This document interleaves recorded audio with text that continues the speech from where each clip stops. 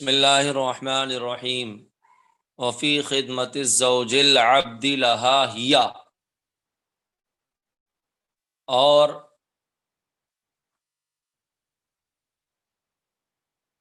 غلام شوہر کی خدمت کی صورت میں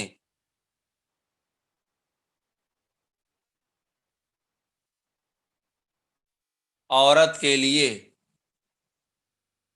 ہیا ضمیر کا مرجع ہے خدمت ہے،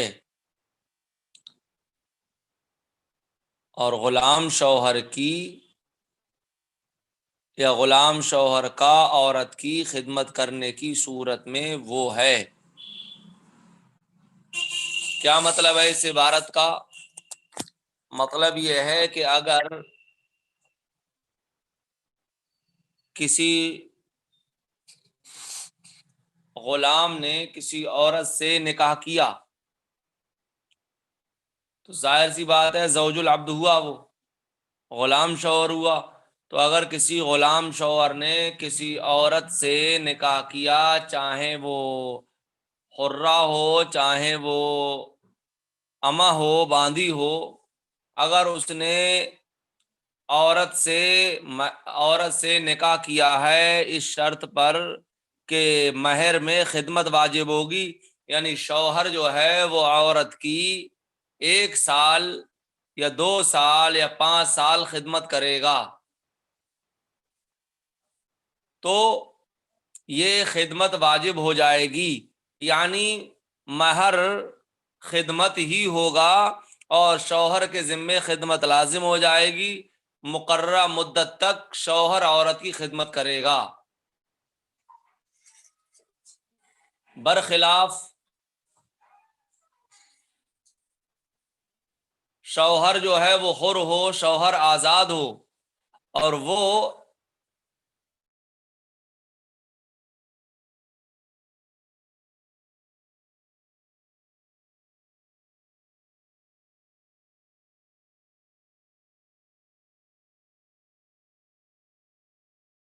خدمت مال ہو جاتی ہے۔ مال کیسے ہوگی؟ مال یوں ہوگی کہ جب شوہر نے اپنے آپ کو عورت کے لیے وقف کر دیا، اس کی خدمت کے لیے وقف کر دیا، تو ملک رقبہ کے ضمن میں گویا کہ اس نے اپنے ملک رقبہ کو اپنی بیوی کے سپرد کر دیا، اور رقبہ جو ہے وہ مال ہوا کرتا ہے، لہذا یہاں پر یعنی اگر شوہر غلام ہے تو یہاں پر مال پایا جا رہا ہے، لیکن اگر شوہر آزاد ہے تو وہاں پر مال نہیں پایا جا رہا ہے، لہذا آزاد مرد کی خدمت جو ہے وہ مہر قرار نہیں پائے گی، لیکن غلام مرد اور غلام شوہر کی خدمت مہر قرار پائے گی، لہذا وہ خدمت ہی واجب ہو جائے گی، یعنی شوہر جو ہے وہ عورت کی 1 سال یا 10 سال خدمت کر لے گا تو اس کا مہر ادا ہو جائے گا۔ سمجھ میں آ گئی بات آپ کے؟ اسی کو جی دیکھیے، اس کا تعلق اوپر سے ہی ہے، وفی خدمت الزوج العبد لہا ہیا، اور بیوی کی غلام شوہر کی خدمت کرنے کی صورت میں وہ ہے، یعنی خدمت ہے، اے تجب ہیا یعنی الخدمتا، یعنی وہ یعنی خدمت واجب ہو جائے گی، فی النکاح بخدمت الزوج العبد لہا،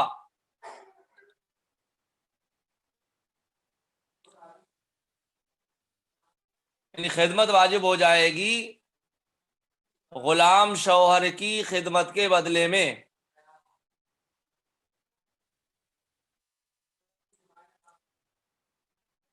غلام شوہر کی خدمت کے بدلے نکاح کی صورت میں، وَلِلْمُفَوَّضَةِ مَا فُرِضَ لَهَا إِنْ وَطِيَتْ أَوْ مَاتَ عَنْهَا وَالْمُتْعَةُ إِنْ طُلِّقَتْ قَبْلَ الْوَطِي۔ اب ایک مسئلہ یہ بیان کیا ہے کہ مفوضہ اس عورت کو کہا جاتا ہے جو اپنے آپ کو کسی مرد کے سپرد کر دے،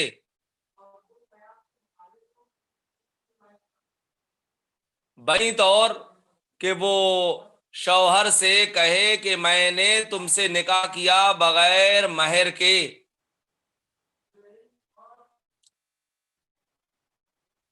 میں تم سے نکاح کر رہی ہوں لیکن میرے اور تمہارے درمیان کوئی مہر نہیں رہے گا۔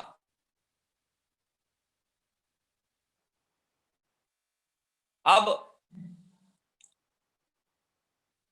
جب دونوں کا عقد ہو گیا، دونوں کا نکاح ہو گیا، تو اب اس کے بعد میں شوہر اور بیوی دونوں ایک مقرر اور متعین مقدار پر راضی ہو گئے۔ مثال کے طور پر بعد میں شوہر نے دیکھا کہ بیوی ہماری ٹھیک ہے، صحیح ہے، لہذا اس کا کچھ نہ کچھ مہر ہونا چاہیے، اس کے بعد میں پھر وہ 10,000 پر راضی ہو گئے دونوں، شوہر نے کہہ دیا کہ تمہارا مہر جو ہے وہ 10,000 رہے گا، تو اب اگر نکاح کرنے کے بعد میں وہ جس مقدار پر راضی ہو گئے جو مقرر کر دیا گیا عورت کے لیے، تو اگر عورت سے وطی کر لی گئی یا خلوت صحیحہ ہو گئی یا عورت سے پہلے شوہر مر گیا، تو اب اس صورت میں جو مقرر ہوا ہے بعد النکاح وہی مقررہ اور مفروضہ عورت کو ملے گا اور عورت اس کی حقدار ہوگی۔ مثال کے طور پر نکاح کے بعد 10,000 پہ وہ دونوں راضی ہو گئے، تو اب عورت کا مہر جو ہے وہ 10,000 ہوگا۔ یہ اس صورت میں ہے کہ اگر وطی سے اگر جو ہے وہ وطی کر لی گئی یا شوہر کا انتقال ہو گیا پہلے ہی، اور اگر وطی سے پہلے یا خلوت صحیحہ سے پہلے طلاق دے دی گئی، تو اس صورت میں وہ مفروض نہیں ہوگا بلکہ متاع ہوگا، عورت کو متاع ملے گا، مفروض کا نصف یا مفروض نہیں ملے گا۔ اور متاع کیا ہے؟ کل پڑھا دیا تھا درع و خمار و ملحفہ، کہ قمیص، اوڑھنی اور چادر یہ ملیں گی اس عورت کو اگر مفوضہ کو طلاق دے دی گئی وطی کرنے سے پہلے پہلے۔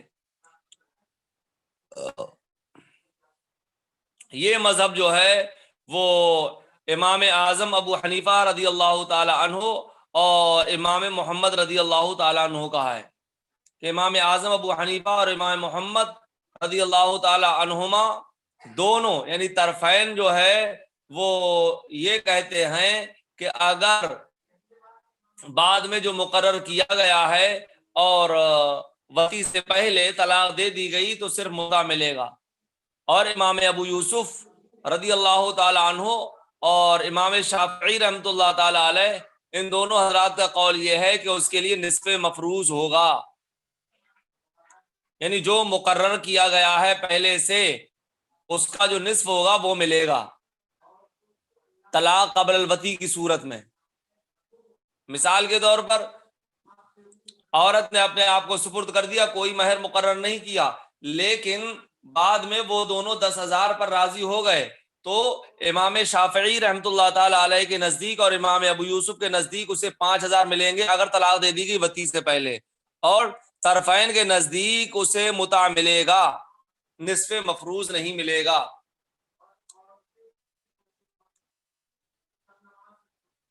بات سمجھ میں آ گئی آپ کے؟ جی حضرت۔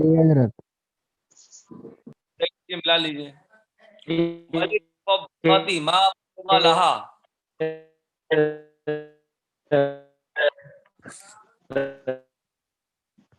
کیا ہوا؟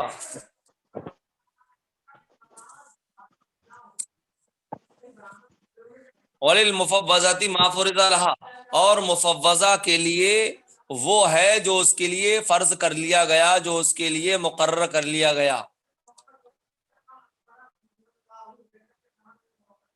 ان وطیت او مات عنہا، اگر اس سے وطی کر لی گئی، او مات عنہا یا شوہر مر گیا۔ والمتعۃ ان طلقت قبل الوطی، اور متع ملے گا اگر مفوضہ کو طلاق دے دی گئی وطی سے پہلے۔ المفوضۃ ہی التی نکحت نفسها بلا ذکر المہر او علی ان لا مہر لها، مفوضہ کیسے کہتے ہیں؟ مفوضہ وہ عورت ہے کہ جس نے اپنا نکاح بغیر مہر کے ذکر کے کیا، یا اس شرط پر کیا کہ اس کا کوئی مہر ہی نہیں ہے، مہر کے نہ ہونے کی شرط لگائی اس نے. ثم ان تراضیا علی مقدار، پھر اگر وہ دونوں راضی ہو گئے ایک مقدار پر، فلہا ذالک المفروض، تو عورت کے لیے وہی مفروض ہے. ان وطیہا او مات عنہا، اگر اس سے وطی کر لی شوہر نے، او مات عنہا، یا شوہر مر گیا. والمتعۃ ان طلقها قبل الوطی، اور متع ہے اگر اس کو طلاق دے دی وطی سے پہلے. وعند ابی یوسف وهو قول الشافعی لہا نصف المفروض، اور امام ابو یوسف کے نزدیک، اور یہی شافعی رحمہ اللہ کا قول ہے، لہا نصف المفروض، کہ اس مفوضہ کے لیے نصف مفروض ہے. یعنی طلاق قبل الوطی کی صورت میں اس کا آدھا ہے جس پر وہ دونوں عقد کے بعد راضی ہوئے ہیں. 10,000 اگر عقد کے بعد ہوئے ہیں تو اسے 5,000 ملیں گے.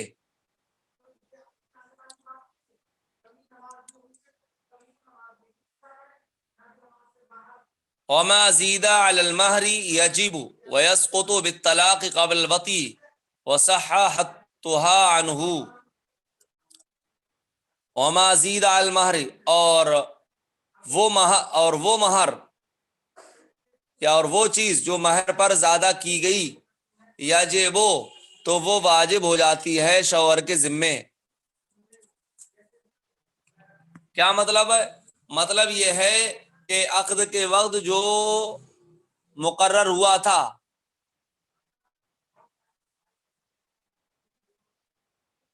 عقد کے وقت جو مہر مقرر ہوا تھا اس پر کچھ اضافہ کر لیا گیا.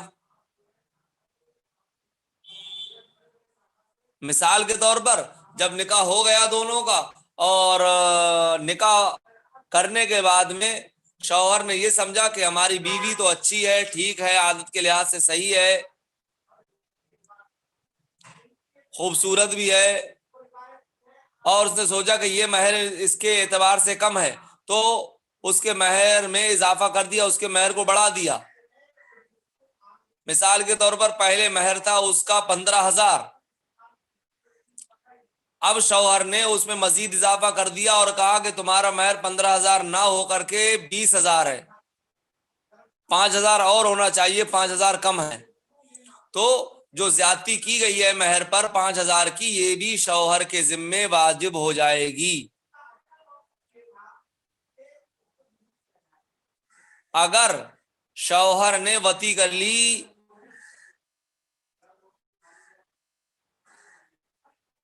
لیکن یہ زیادتی بھی اسی صورت میں لازم و واجب ہوگی جبکہ مجلس میں زوجہ قبول کر لے. اگر زوجہ نے مجلس میں قبول کر لیا تو یہ زیادتی شوہر کے اوپر لازم اور واجب ہو جائے گی. لیکن اگر شوہر نے طلاق دے دی وطی سے پہلے ہی پہلے، چاہے وطی حقیقتاً ہو یا حکمن ہو، حکمن سے مراد خلوت سے پہلے ہو، تو اگر شوہر نے طلاق دے دی وطی سے پہلے یا خلوت صحیحہ سے پہلے، تو جو یہ زیادتی ہے یہ سب کی سب ساقط ہو جائے گی، اور اسے جو مسمى ہے مسمى کا نصف ملے گا.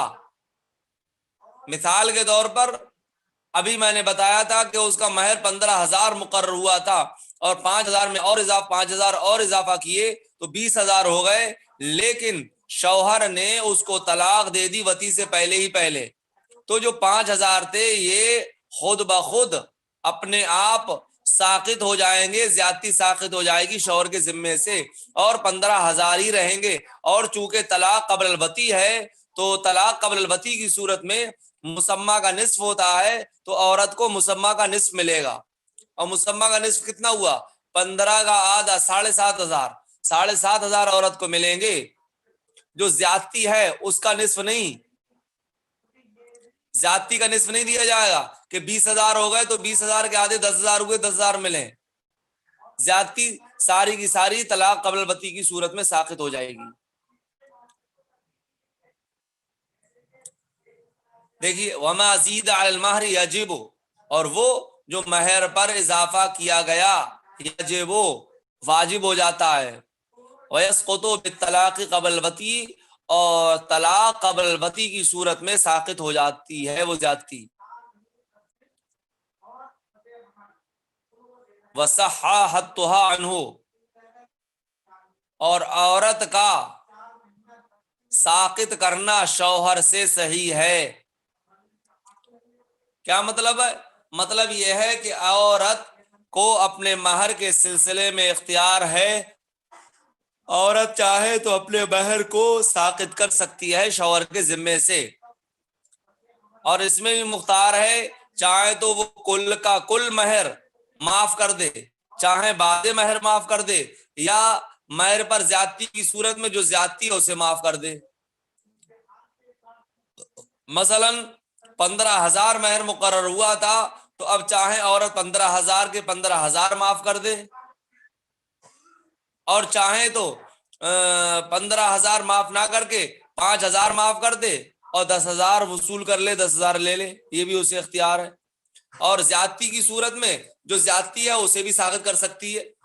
جیسے 15,000 مقرر ہوئے تھے، بعد میں 5,000 کا اور اضافہ کر لیا، 20,000 ہو گئے، تو اب اسے اس بات کا بھی اختیار ہے کہ جو زیادتی تھی 5,000 کی وہ ساقط کر دے، اور جو 15,000 ہیں انہیں باقی رکھے.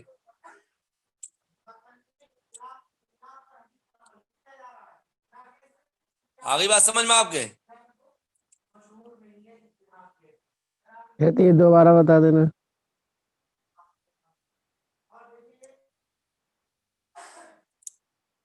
بھائی مہر یہ عورت کا اپنا خالص حق ہے.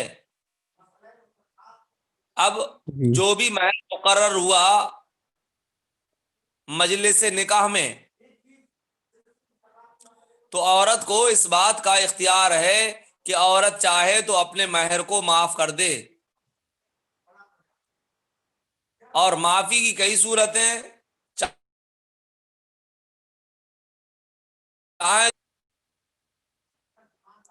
چاہے وہ سارا معاف نہ کرے بلکہ آدھا معاف کر دے، ثلث معاف کر دے، ربع یعنی چوتھائی معاف کر دے، یہ بھی اسے اختیار ہے.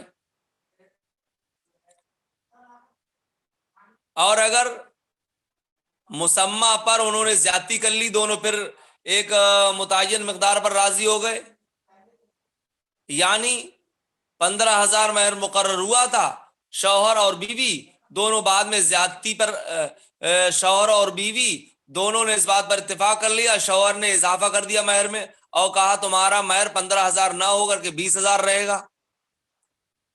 بھئی اس میں عورت کا ہی فائدہ، تو 5,000 کی زیادتی ہوئی تو عورت کو اس بات کا بھی اختیار ہے کہ جو مہر پر زیادتی ہوئی ہے، زیادتی کی صورت میں جو زیادتی ہے صرف زیادتی کو معاف کر دے، اور جو اصل مہر ہے پہلے کا اسے باقی رکھے.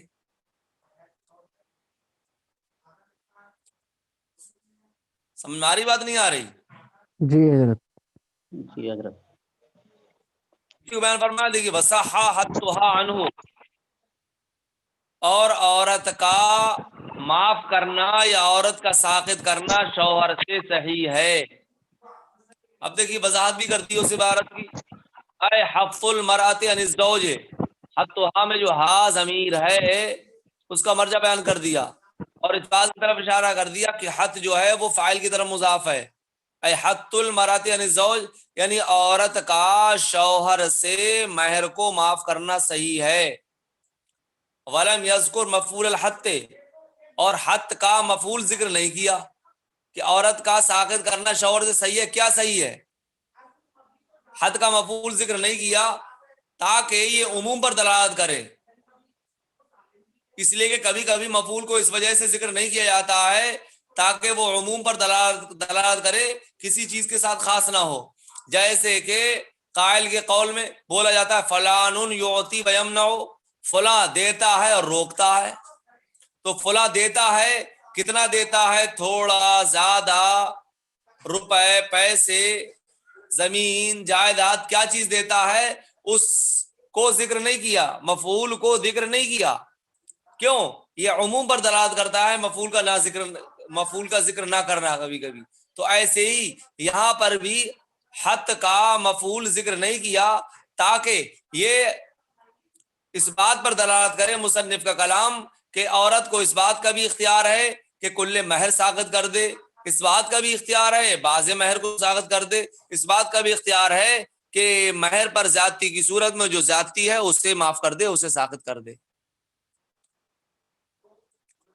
وَلَمْ يَذْكُرْ مَفْعُولَ الْحَتِّ، اور مصنف نے حت جو مصدر ہے اس کا مفعول ذکر نہیں کیا. کیوں؟ لِيَدُلَّ عَلَى الْعُمُومِ، تاکہ یہ کلام عموم پر دلالت کرے، یا تاکہ مفعول کا ذکر نہ کرنا یہ عموم پر دلالت کرے. کما فی قولہ فلان یعطی ویمنع، جیسے کہ قائل کے قول فلان یعطی ویمنع میں مفعول کو ذکر نہیں کیا گیا ہے کہ یہ عموم پر دلالت کرتا ہے. فیدل علی حت کل المہر، تو مصنف کا کلام پورے مہر کے ساقط کرنے پر دلالت کرتا ہے، وبعضہ، اور بعض مہر کے ساقط کرنے پر دلالت کرتا ہے، والزیادۃ فی صورت الزیادۃ علی المہر، اور مہر پر زیادتی کی صورت میں زیادتی کے ساقط کرنے پر دلالت کرتا ہے.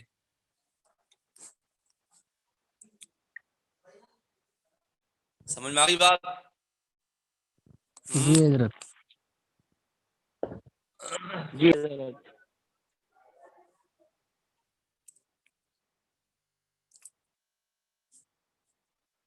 اچھا. وخلوۃ بلا مانع وطی حسا او شرعا او طبعا کمرض یمنع الوطیہ وصوم رمضان واحرام بفرض او نفل تؤکدہ. یہ بتائیے اوپر والی بات سب سمجھ میں آ گئی آپ لوگوں کے؟ اگر کسی کچھ پوچھنا ہے تو پہلے پوچھ لیں. آگے آگے سمجھ. کہیں ترجمہ یا مفہوم؟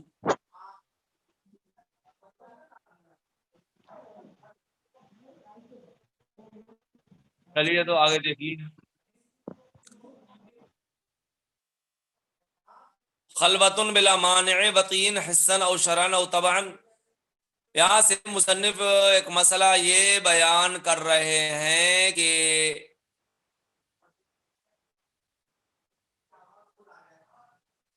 مہر جو ہے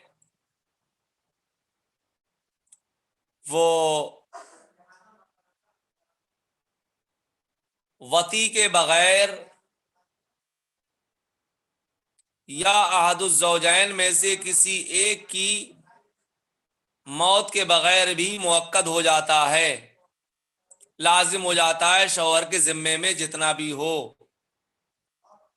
مقرر پہلے سے. لا حول ولا قوة الا باللہ العلی العظیم. کہ عورت کے ساتھ وطی بھی نہ کی جائے، عورت کے ساتھ وطی نہ کرنے کے باوجود اور مہر جو اس کا ہے، جو اس کا مہر ہے وہ پورا کا پورا دینا پڑتا ہے، مہر موقت ہو جاتا ہے. وہ صورت میں ہے جب کہ عورت کے ساتھ خلوت ہو جائے، عورت کے ساتھ خلوت ہو جائے. جب عورت کے ساتھ خلوت ہو جاتی ہے، خلوت صحیحہ ہو جاتی ہے، تو اس صورت میں عورت کا جو مہر ہے وہ مؤکد ہو جاتا ہے، دینا ہی پڑتا ہے شوہر کو. اب رہی بات یہ کہ خلوت کس سے کہتے ہیں، تو خلوت کہتے ہیں کہ شوہر اور بیوی دونوں اس طرح سے اکٹھا ہو جائیں کہ شوہر اور بیوی دونوں کے ساتھ کوئی ایسا سمجھدار آدمی موجود نہ ہو، یا ان کے سامنے کوئی ایسا سمجھدار نہ ہو کہ جن کے سامنے وطی کرنے سے یا جس کے سامنے وطی کرنے سے انہیں جھجک محسوس ہو، اور ایسی جگہ میں ہو دونوں کہ ان دونوں پر کوئی مطلع نہ ہو ان کی اجازت کے بغیر. مثال کے طور پر وہ کسی کمرے میں ہیں اور کمرہ وغیرہ بند ہے کہ ان دونوں پر کوئی شخص مطلع نہیں ہو سکتا، یا یہ کہ وہ دونوں ایسی جگہ میں ہیں کہ جہاں پر خوب تاریکی ہے اور تاریکی اور ظلمت کی وجہ سے کوئی ان پر مطلع نہیں ہو سکتا، اور شوہر اس بات کو جان رہا ہو کہ جس کے ساتھ میں موجود ہوں، جو میرے پاس ہے، یہ میری ہی بیوی ہے، جس کے ساتھ خلوت ہو رہی ہے یہ میری ہی بیوی ہے، تو ایسی صورت میں مہر جو ہے وہ مؤکد ہو جاتا ہے خلوت کے ساتھ۔ وطی سے روکنے والی کوئی چیز نہ ہو، نہ تو مانع حسی ہو، نہ مانع شرعی ہو، نہ مانع طبیعی ہو۔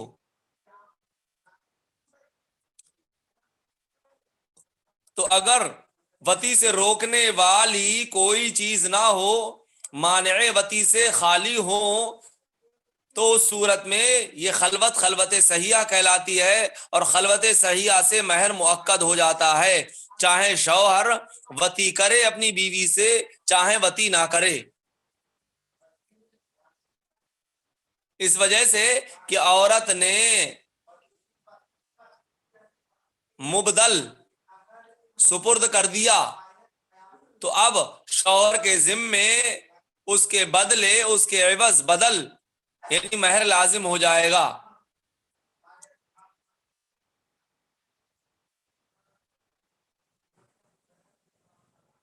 بس بات یہ ہے کہ خلوت جو ہے خلوت صحیحہ ہونا چاہیے، مانع وطی کوئی بھی نہ ہونا چاہیے، نہ حسن، نہ شرعن، نہ طبعن۔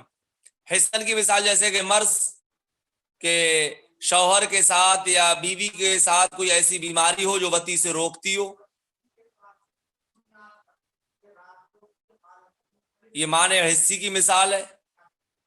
مانع شرعی کی مثال یہ ہے کہ مثلا رمضان، وہ دونوں ہیں تو یکا و تنہائی میں ہی کمرے میں ہی بند، لیکن رمضان کا روزہ چل رہا ہے، رمضان کا روزہ رکھے ہوئے ہیں، یا حج فرض یا حج نفل کا احرام باندھے ہوئے ہیں، تو رمضان کے روزے کی صورت میں، حج فرض یا حج نفل کے احرام کی صورت میں وطی نہیں کی جا سکتی، وطی کرنا حرام ہے۔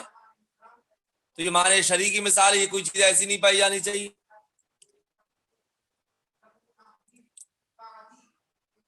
اور حیض و نفاس بھی نہ ہو، کیونکہ اگر حیض و نفاس ہے تو یہ معنی طبعی ہے۔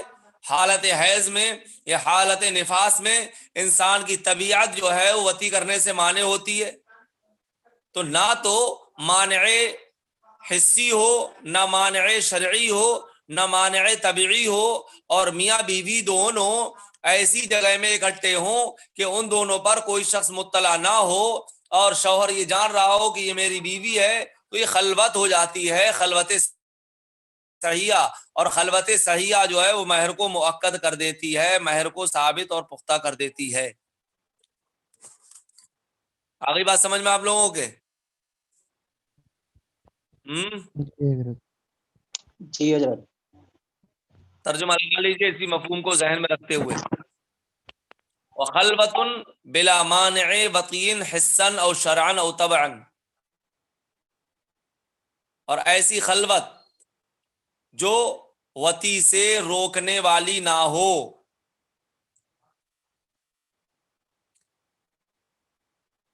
حسن یا شرعن یا طبعن، یعنی جو وطی سے روکنے والی نہ ہو، نہ حسن روکنے والی ہو، نہ شرعن نہ طبعن، کا مرض، جیسے کہ مرض، یمنع الوطیہ، جیسے کہ وہ مرض جو وطی سے روک دیتا۔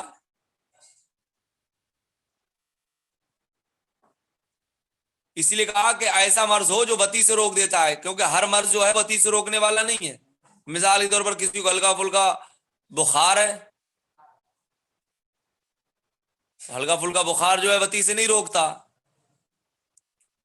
اور مرض چاہے شوہر کے ساتھ ہو چاہے بیوی کے ساتھ ہو۔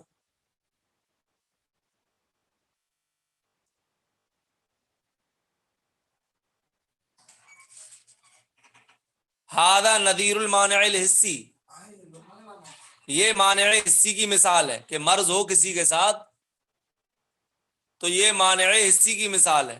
وصوم رمضان و احرام بفرض او نفل، اور رمضان کا روزہ، یہ عطف ہے مرض پہ، اور جیسے کہ رمضان اور حج فرض یا نفل کا احرام، ہادہ نذیر المانع الشرعی، یہ مانع شرعی کی نظیر ہے، مثال ہے، وحید و نفاس، اور جیسے کہ حیض و نفاس، ہادہ نذیر المانع الطبعی، یہ مانع طبعی کی مثال ہے، ولا یضر ان یکون المانع الشرعی موجودا فیہما، اور اس میں کوئی حرج نہیں ہے، اس میں کوئی ضرر نہیں ہے کہ مانع شرعی ان دونوں میں بھی موجود ہو، کن دونوں میں؟ حیض و نفاس میں، کہ ایسا ممکن ہے کہ حیض و نفاس بھی ہو اور مانع شرعی موجود ہو۔ مثال کے طور پر کوئی عورت جو ہے وہ حالت احرام میں ہو اور وہ حیض کے ساتھ ہو، حیض اسے آ رہا ہو، تو مانع طبعی بھی ہے اور مانع شرعی بھی ہے۔ تو تو یہ خلوت مہر کو مؤکد کر دیتی ہے، اے تؤکد المہرہ، تؤکدو میں جو ہا ضمیر ہے اس کا مرجع بیان کر دیا، اے تؤکد المہرہ یعنی مہر کو مؤکد کر دیتی ہے۔ اب چونکہ خلوتن اوپر مبتدا ہے اور تؤکدو نیچے خبر ہے، مبتدا اور خبر کے درمیان کافی فاصلہ ہو گیا، تو اب ترکیب بیان کر دی، فخلوت مبتدا، تو خلوت مبتدا ہے، وتؤکدہ خبرہ، اور تؤکدہ مبتدا کی خبر ہے۔ وعلم ان المراد بالخلوۃ استماعهما بحيث لا يكون معها عاقل في مكان لا يطلع عليهما احد بغیر اذنهما۔ آپ جان لیجئے کہ خلوت سے مراد زوجین کا اس طرح اکٹھا ہونا ہے کہ ان دونوں کے ساتھ کوئی سمجھدار نہ ہو، ایسی جگہ میں کہ ان دونوں پر کوئی شخص مطلع نہ ہو ان کی اجازت کے بغیر، اور لا یطلع علیہما احد للظلمۃ، یا ان دونوں پر کوئی شخص تاریکی کی وجہ سے باخبر نہ ہو، ویکون الزوج عالما بانہا امرأتہ، اور شوہر جان رہا ہو کہ یہ جو ہے وہ اسی کی عورت ہے، اور شوہر جان رہا ہو کہ یہ عورت جس کے ساتھ خلوت ہو رہی ہے یہ اسی کی بیوی ہے، اسی کی عورت ہے۔ تو یہ خلوت سیاح کی تعریف ہو گئی۔